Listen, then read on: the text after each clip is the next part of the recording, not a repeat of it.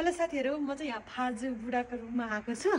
अनि बुढोले चाहिँ रुममा म धेरै भयो नि त यहाँ नआएको। अनि रुममा चाहिँ एक्सर्साइज गर्ने जिमको मेसिन लिएर आएर अस्ति नै राखेँ भनेर चाहिँ मैले देखाएको थिइनँ।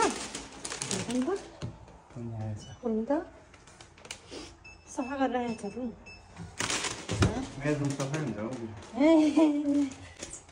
एकदम मलाई मनपर्छ नि, यही हो मेरो हस्बेन्डको रुम। वाउ, यही हो मेसिन। ए रुमाल चाहिँ किन राखेँ नि यहाँ? ए यहीँ फिट भएको हो? होइन होइन, यो स्ट्यान्ड चाहिँ यो पसिना पुस्नलाई।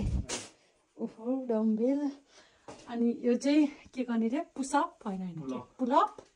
पुलअप अनि त्यहाँ राखेको छ रुमाल। दुईटा मेसिन फिट गरेर राख्नु भएछ।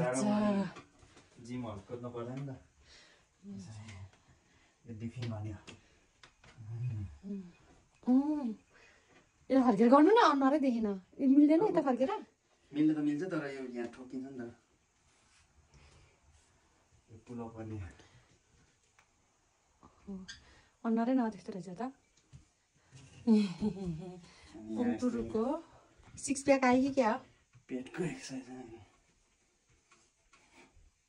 कामबाट आउनु बित्तिकै कपाल होइन, कपाल चाहिँ खत्रै छ मेरो बुढोको।